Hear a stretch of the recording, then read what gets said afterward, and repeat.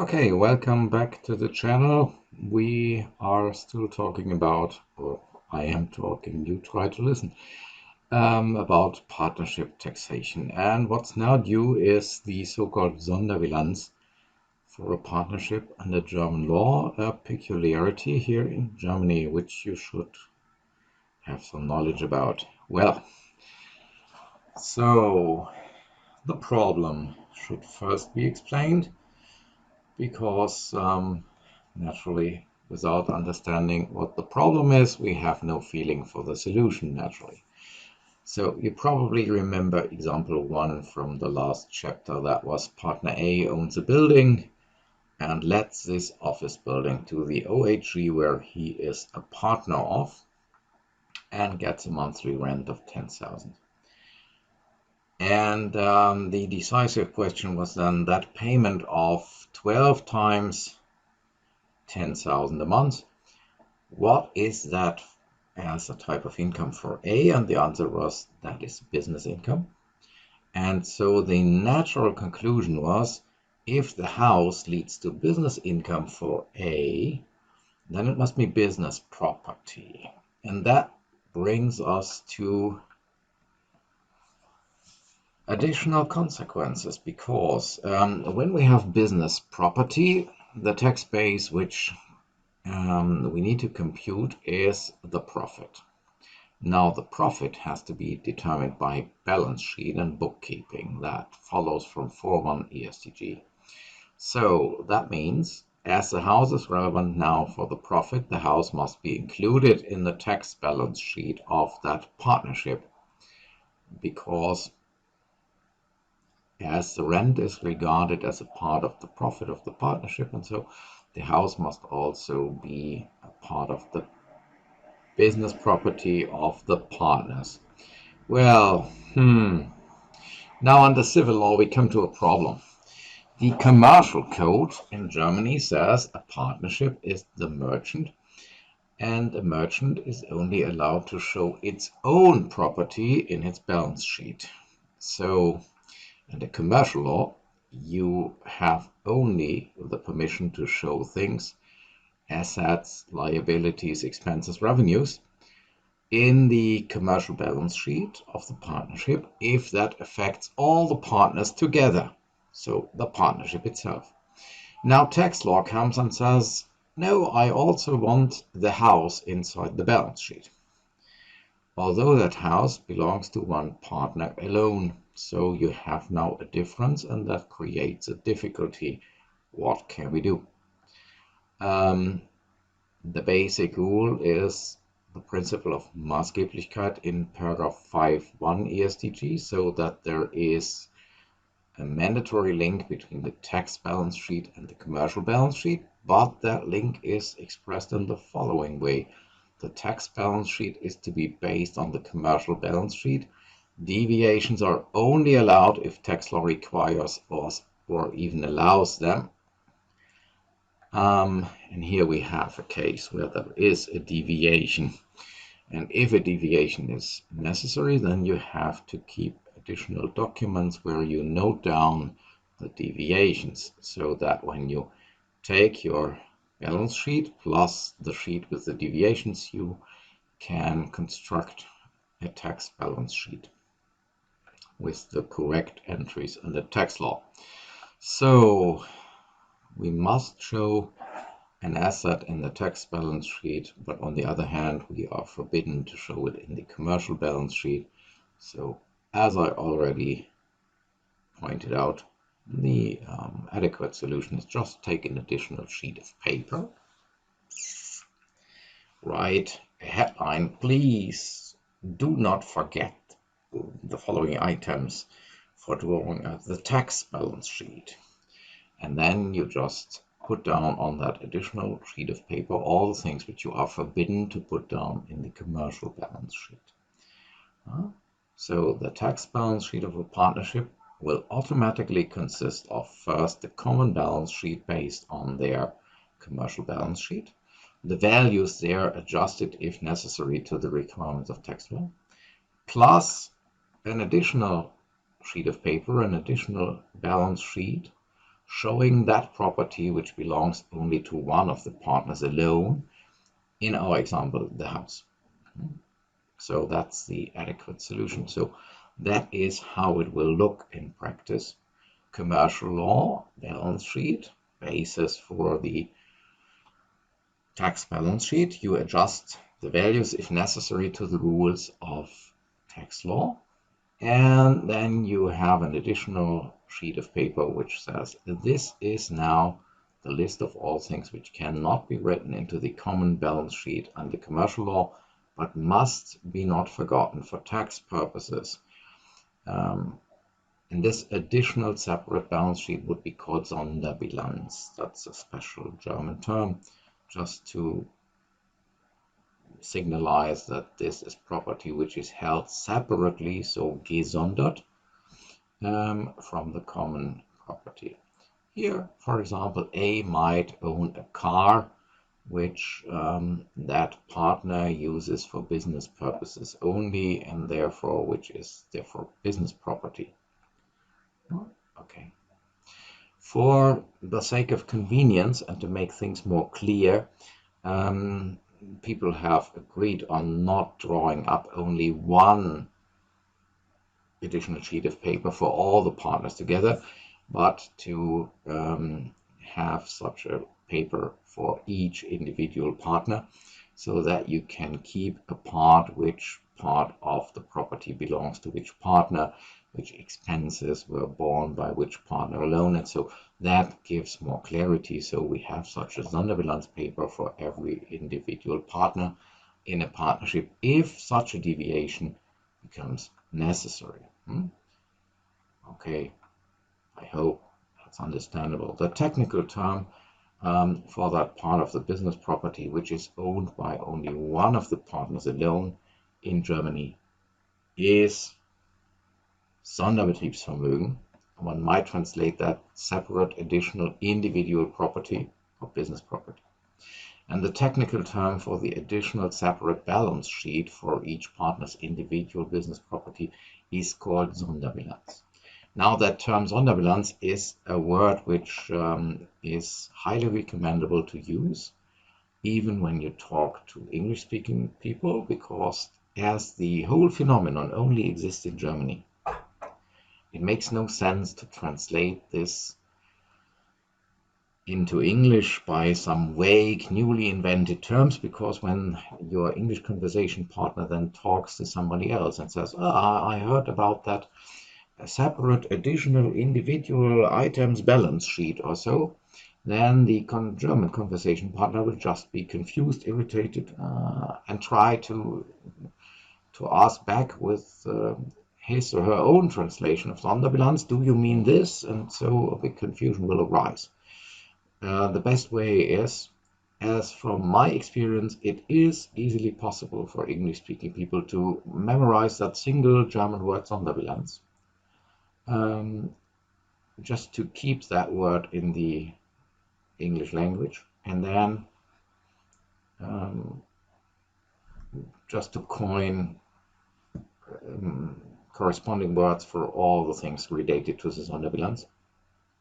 Because I'm pretty sure that if you speak to a German and say, I am of the opinion that this house is a Sonderbilanz asset, then the German, who knows the word asset and recognizes the word Sonderbilanz, will directly recognize that this is your translation for the specific German word Sonderbetriebsvermögen, which is far too complicated for English-speaking people to memorize. Or you would say, this is a Sonderbilanz business expense, or I think this revenue has to be recognized in the Sonderbilanz, then everybody will be fine and clearly know what you are talking about. So that's a good compromise. It is easily recognizable for everybody. You need to memorize one strange German word. Well, I'm sure you can. So that greatly helps. So we will among each other speak about Sonderbilanz property, Sonderbilanz assets, and all that stuff. Okay, or the Sonderbilanz profit and loss statement, everybody will easily understand that. So that's possible. Good. Now let's go to the details. we have already, I hope at least, understood that principle. What cannot be shown in the common balance sheet of all the partners, because it's not property of all the partners together, but is business property for tax purposes, must be shown on a separate sheet of paper in the Sonderbilanz. Now, in order to understand the details, let's think about which property will that be. Which property must be shown as business property in the tax balance sheet of a partnership? Here, I have some unofficial rules. You don't find them somewhere in the law, but I think they derive from logic, and I hope they help. The first thing is business property is, as you know, property that serves the business. Now, naturally, that property must be owned by the owner. Property which serves your business but what is not your own cannot be your asset and not be shown in the balance sheet. But now for a partnership, you look through to the partners, and so you can say property which serves the business and either belongs to the partnership, so to all the partners together, or sufficient also, which belongs to one of the partners alone. Now, business revenue from a partnership is revenue which is caused by the business or earned by the partnership. No, better, it's caused by business, and belongs either to all of the partners together or which ends up in the hands of one of the partners alone. The same for business expenses. Business expense, there is a legal definition, is an expense which is caused by business for ESTG. And naturally, it must be an expense of the business owner. And here again, we have the two variants. An expense which is borne by the business owner is either a business expense which is borne by all of the partners together, or also sufficient by one of the partners alone. Last and not least, let's go to the liability side of the balance sheet. Business liabilities of a partnership will be liabilities which are caused by business and either affect all of the partners together or are borne by one of the partners alone. So if you modify your basic terms, your basic definitions for what is a business expense, what is business property, what's a business liability, what is a business revenue, just always by these two alternatives, either by all of the partners together or by one of the partners alone, you have a good overview what must be treated as part of the business property of a partnership. Now, let's approach some example cases with that knowledge in mind and just find out how that has to be processed in the bookkeeping rules. Well, case one. We have an OHG and it renders some services to clients and get paid 400,000. The book entry will naturally be you get 400,000, it's revenue, and it goes to your bank. So we will have to consider the accounts bank and revenue. And naturally, it's a business revenue. The OHG gets that money, so all of the partners together, so the book entry will be made in the common balance sheet of all the partners together. Okay, now partner A has an employment contract with the OHG and he gets paid 10,000 per month. The payment for February has now to be booked. Now let's think about the situation. Under tax law, that employment contract is not valid. We ignore it, and if partner A gets 10,000 from the OHG, that's simply a withdrawal of money from A. But on the other hand, under commercial law, contracts between a partnership and a partner are absolutely valid. So the expense must be booked in the commercial balance sheet, so in the common balance sheet of the partnership. Now, under tax law, the whole thing is forbidden. So whatever you do something wrong, and the compromise is, well, find a solution, book it, and then reverse it in a clever way. So what can you do? First, it's clear that in the common balance sheet, the bank account goes down by 10,000 and you will have an expense of 10,000, which is for the OHG a business expense. Now, for tax law, you have to eliminate that, and there are two ways how you can eliminate an entry of an expense. You can either cross it out, or you can reverse it by booking a corresponding revenue. Preferable is the second way. So where would that revenue be booked? Well, if you really say that that expense is reversed, then you should keep in mind that this money ends up in the hands of A alone. So we would prefer to see it as a revenue for A alone, so to book this on the separate balance sheet for A as a revenue. So we would say that in the Sonderbilanz for A, we book a revenue, and in all probability, A gets a bank transfer. So we would assume there is a business banking account of A where these 10,000 end up. Now, probably 1 second later, A takes out the money for private purposes and so withdraws it from his Sonderbilanz area. So then the equity in the Sonderbilanz goes down by 10,000 and the bank account goes down by 10,000. For reasons of clarity, I would even assume that there is such a bank account. If not, you should assume, well, for 1 millisecond, the money is transferred to the business property area of A, and only a millisecond later it hops over to the private bank account of A. That makes the underlying logic far more clear. Naturally, in real life, very often the bank transfer directly goes to the private bank account, so that A earns the money in the business area. It's a business revenue for A, and it directly is withdrawn. So it might be that the book entries 2B and 2C gets condensed into one single entry, but that should not bother you now. What happens? Well, let's say here we have the OHG balance sheet with the profit and loss statement and the Sonderbilanz balance sheet of partner A with the appropriate P&L for the Sonderbilanz of A.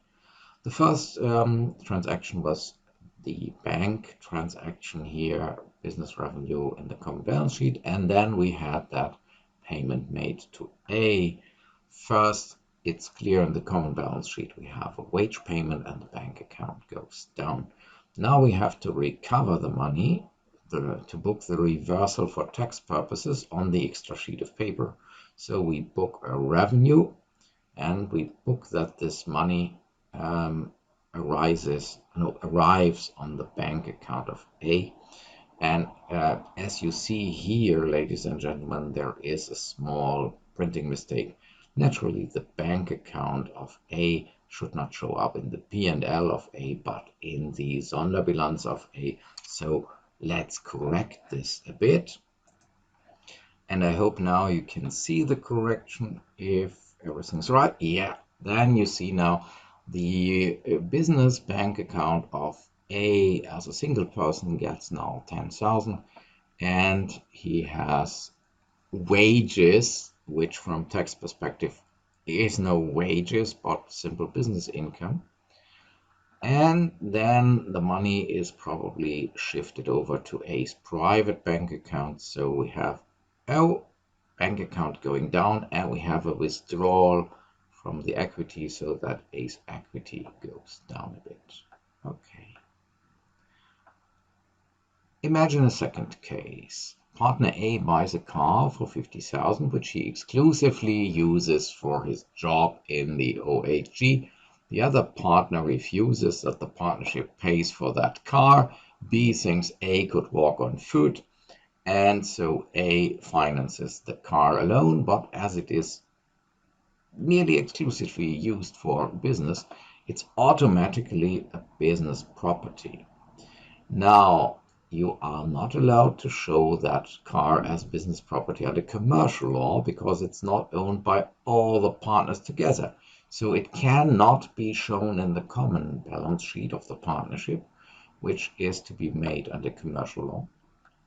But it must be shown in the balance sheet for tax purposes. So again, you need that extra sheet of paper called Sonderbilanz. And so you would have to book there that you buy a car and pay it from the private bank account of A. If that is a private bank account, then A used private money to pay for a business acquisition. So that was simply a contribution of cash then. And at the end of the year now, depreciations are necessary because if you have to show something in the balance sheet for tax purposes, you have to apply all the rules for balance sheets.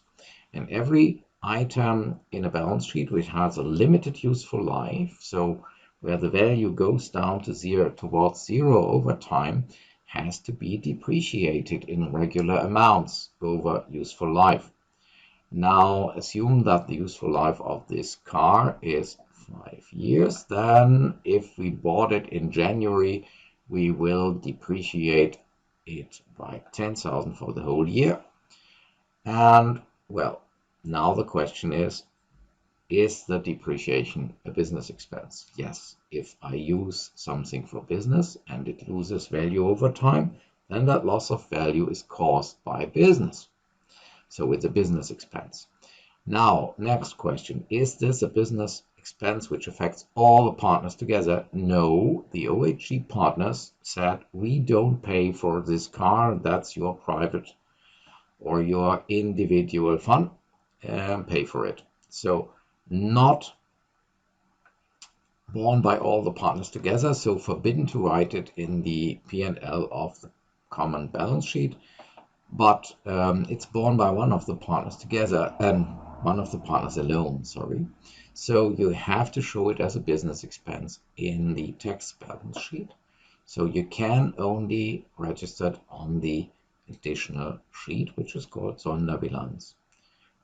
We will book an expense and depreciate the car. If you want to have a look how that looks in bookkeeping, then again, let's again assume we started with earning some 400,000 euro as an OHG in the market, and then we have that car. A bought it, so the car had to be booked in the Sonderbilanz of A, and as A used private money for that, that was financed by a contribution. His equity went up by 10,000. Later, the car price or the car value was reduced by 10,000, and that 10,000 were an expense. So we have now in the profit and loss statement for the Sonderbilanz of A an expense of 10,000. And if you later want to find out what A earned overall, then you would add up A's share from the common profit and loss statement with A's individual profit and loss from the Sonderbilanz, and so you would get his total profit and loss from this partnership. Imagine partner A can't completely finance that car on his own, but needs a bank credit of 40,000 to pay for the car. So 10,000 he has on its own and 50,000 are taken from the bank. The bank credit causes interest of 5,000 per year, that is 2,000, and A pays that interest at the end of the year from his private bank account. Now let's approach the whole thing with basic logic. The credit is a liability.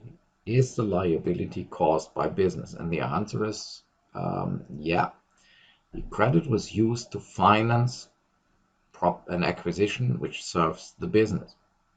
A liability, a credit, is caused by business if the money which you get is used for business purposes. That's clearly the case here. Now, is that liability also owed by all the partners together? A clear no. But is it owed at least by one of the partners alone? And that's a clear yes. So for tax purposes, we have to deal here with a business liability. So it must be shown in the tax balance sheet. Now it's forbidden for the common balance sheet, so we can only put it down on the extra sheet of paper, so on the Sonderbilanz of partner A.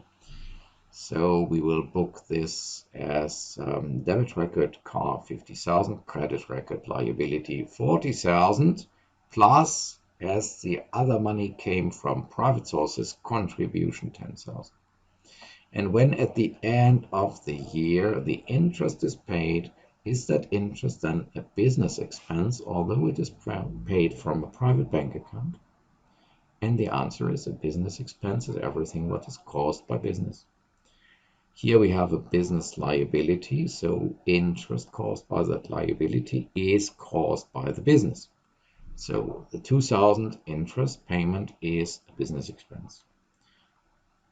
Now the follow-up question, is this interest expense borne by all of the partners together? No. So it's forbidden for the common balance sheet. But you have to register it since it is borne by one of the partners alone.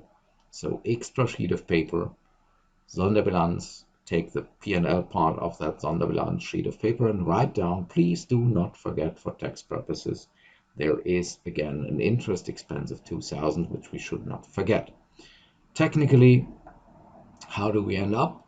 The acquisition of the car is now debit record car and credit record bank liability, partly and partly equity contribution.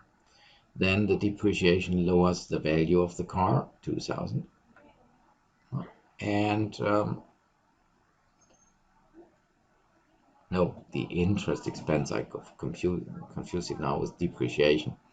Naturally, the interest expense is an expense, and as we paid it from private sources, this was again a contribution into the business.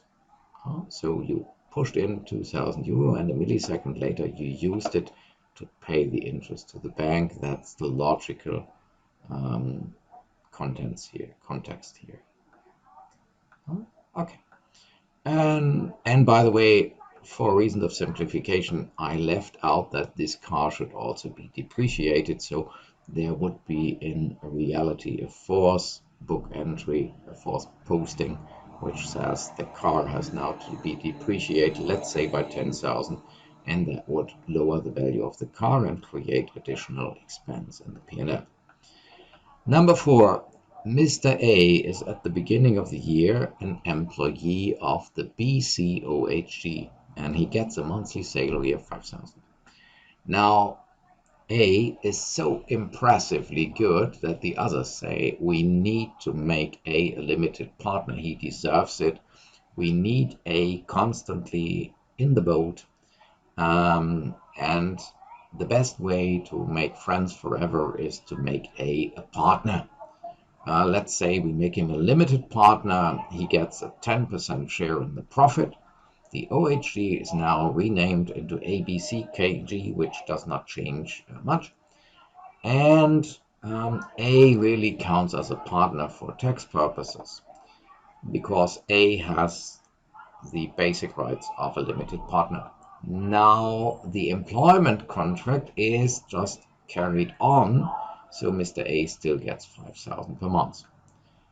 Treatment for tax purposes. Well, in the first 6 months, the wage for A is just a wage payment to an outsider, a non-partner, so the contract is fully accepted and we book 6 times 5,000 wage payment, so 30,000 in the first half of the year is clearly a business expense. From July onwards, when A has turned into a partner, commercial law says this contract is still valid, so we have under commercial law to book a wage expense. Under tax law, on the other hand, this is a payment to a partner for a service rendered to the OHG, so it does not count. So under tax law, you have to eliminate the business expense. How can you do this? Well, you are forced to book the wage expense in the common balance sheet, so we do this first. Now, for tax purposes, we have to eliminate that, and elimination of an expense entry can be done by booking a corresponding revenue with the same amount, and as this affects, or as this money ends up in the hands of A alone, and as we are not allowed to book such a revenue in the common balance sheet of all, that's clear that this reversal revenue has to be booked in the P&L of the Sonderbilanz. So there we would assume that A has a private bank, has a bank account which serves business purposes, receives the money, and there we have a revenue. If that money is, let's say, even only a millisecond later, then withdrawn to the private sphere of A, which is to be assumed, then the bank account of A goes back to zero again, and his equity is lowered by withdrawal by 30,000. So just to see it on paper, we have this. The OHG is forced to book a wage expense in the common balance sheet of all the partners together, because under commercial law, the contract is valid. You cannot hide an expense that you had to make, otherwise you would falsify the balance sheet. That can end up with imprisonment, so you have to book it. For tax purposes, you have to reverse that, and reversal of the wage expense is done by revenue posting. And if that money then hops over to the private bank account of A millisecond later, we have a withdrawal, and the bank account, the business bank account of A, goes down to zero again. Okay, example case 5. The ABOHG uses an office building and pays rent for this office building per month, 10,000. The building, surprisingly, belongs to partner A's father. And A's father is not a partner. But now on the 1st of January, A's father dies. And A and his brother C inherit the house together. A has now 50% of the house, and C has 50% of the house. At that moment, the house has a value of 400,000 euro, which is nice, but perhaps not interesting. We will see what happens. Well, the first thing is, in January, there is rent paid to an outsider, so that's a business expense. It's fully recognized by tax law. No problem. Expense of 10,000 lowers the bank account. Now, from February onwards, 50% of that rent goes to a partner, and 50% of the rent goes to a non-partner, because A and A's brother or sister own that house together. Now, under commercial law, nothing has changed. We still have a rent contract where 10,000 rent expense is due. So we book that in the commercial balance sheet, in the common balance sheet of all the partners together. Now, for tax purposes, the part of the revenue of the rent which is belonging to A is not qualified as a business expense, but as a part of business income of A. So we must reverse that part of the rent payment, and we can only do this on the extra sheet of paper on the Sonderbilanz. So we would book that A's business bank account has got 55,000 as a revenue, and when the money, which is plausible, was immediately a second later hopping over to his private sphere, that was a withdrawal from the business sphere of A, and lowered his perhaps fictitious bank account for business purposes down to zero again. So on paper, we have to look on that later, but we have forgotten one aspect. From the 1st of February, the house which has been rented is partly owned by a partner. So that 50% share in the house is now business property and must be shown in the business, in the balance sheet for A. That would have value at that time of 200,000, and it is business property and has come from the private sphere of A, so it has been a contribution. Later, that house would have to be depreciated, and A's part of the house is, well, a business property, and so the depreciation of a business item is caused by a business, so we would have to book a depreciation on that part of the house. So in the end, it would look like this. We pay the rent for January, everything's fine. We pay the rent for the other months, it must be booked in the common balance sheet of the OHG. Now, as half of that rent payment is not accepted for tax purposes, we have to reverse it by booking a corresponding revenue for A alone, and let's assume it goes to a bank account of A, which is only for business purposes. And now we can reasonably assume that A takes that money out of the account and uses it for private purposes, so it is withdrawn later again. And you see here the book entry for the bank account of A is on the wrong side. So we have again to make a small correction later. The bank account goes down by 55,000 again, and the equity goes down because of this withdrawal. The house has to be registered also as a part of the business property, and as it came from the private sphere of A, that was a contribution. Later the house is depreciated. I hope very much that the depreciation has been calculated correctly, and so what we have here is now the depreciation as a business expense. It must be business expense because if a business item loses value over time, that is definitively caused by business. And as this loss of value only affects one partner alone, the others don't own the house, as this only affects one partner alone, it can only be registered in the Sonderbilanz of A. Well,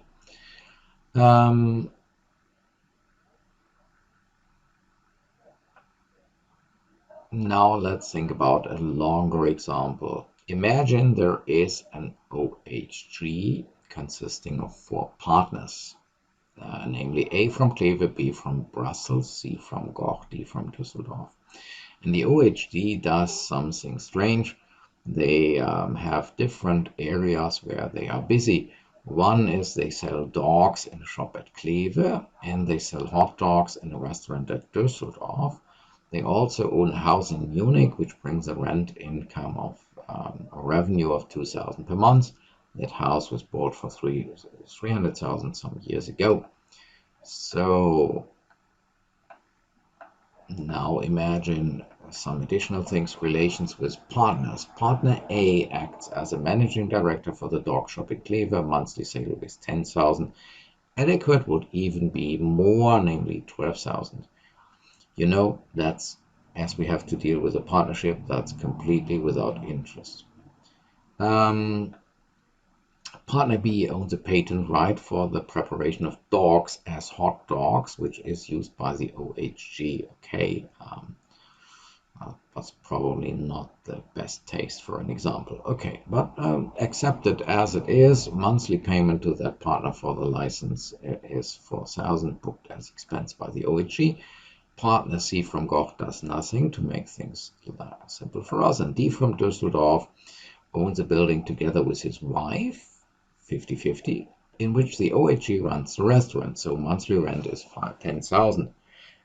Now the trick is that half of that rent is earned by a partner, so half of that rent cannot be a business expense for tax purposes. So let's have a look how we would bring that in the bookkeeping. Let's say the first three events end up with the total revenue of 168,000, and now let's go on. We pay a salary to our managing partner that has been booked as a expense already in the common balance sheet because we said so. But for tax purposes, we have to revert that by booking a business revenue for partner A, so that when we add it up in the end, the business expense in the common balance sheet and the business revenue in the Sonderbilanz directly can be netted off and end up with the correct taxation result of 0. This money then goes to the private sphere of A, so the bank account drops down to 0 again, and we have a withdrawal of 120,000, lowering A's equity. The Sonderbilanz of B gets cash or bank 12 times 4,000, so that's a revenue for him in the Sonderbilanz. It has already been booked, as I said, in the common balance sheet, so we don't need to bother about that. Again, that money was taken out to the private sphere, so I withdraw. C is nothing. D, well, half of a house with a book value of, let's assume it, 250,000, has become or is business property of D. And so at the beginning, D has some additional equity. Later, what happens? The house will be depreciated. Let's just assume that's 4,500. That's the share, the 50% share, which belongs to D, because D can only show in his personal balance sheet that part which belongs to him, not the part which belongs to his spouse. So only that part is depreciated here. That's business expense. Now imagine no rent is paid or nothing else happens. Then we would have P&L with a loss for 5, and that loss would lower the equity of D in the Sonderbilanz over time. So you can invent examples which are more and more complicated. When you take refuge to all these simple rules, is it a business expense? Is it business property? Is it a business liability? And then ask yourself the next question. So if it must be booked as a business expense or a business revenue or so, can or must it be booked in the common balance sheet for all? If not, then you have to book it on the Sonderbilanz sheet of paper. Or if something has to be booked under commercial law in the common balance sheet for all of the partners together, which is forbidden to be booked, then you have to revert it by a corresponding entry on the Sonderbilanz sheet of the respective partner, and so that you end up with the correct tax result if you add up the Sonderbilanz entries with the common balance sheet entries. That's the plain and simple principle behind such a Sonderbilanz. Now, if you regard that as a bit complicated, don't worry. Most practitioners in Germany also regard it as a bit complicated. But when you have grasped the underlying fundamental and basic idea, you are already very fine and can really solve cases with that. And so you can cope with that complicated topic of partnerships. So that's enough for this time. Thank you for watching. Hope to see you soon again, and have a great day, or whatever remains of that day. Saying then goodbye.